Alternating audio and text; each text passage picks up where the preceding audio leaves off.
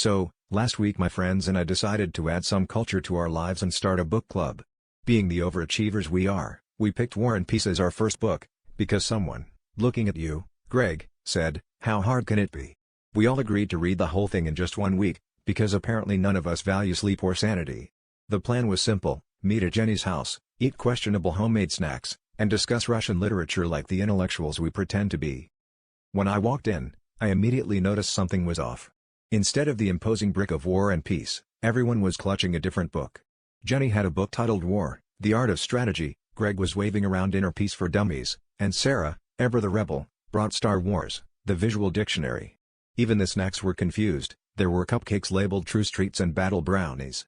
I sheepishly admitted I'd only made it through 3 pages of the actual War and Peace, but hey, at least I had the right book, albeit with a coffee stain shaped vaguely like Napoleon.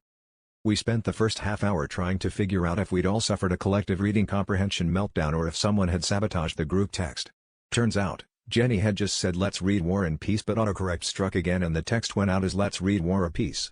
Everyone interpreted it differently, and Greg, who only reads book titles, never noticed.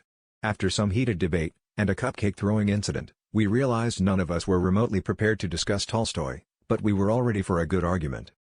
So, in true book club fashion, we compromised. We moved the furniture, rolled up our sleeves, and decided to settle our literary differences with an arm wrestling tournament.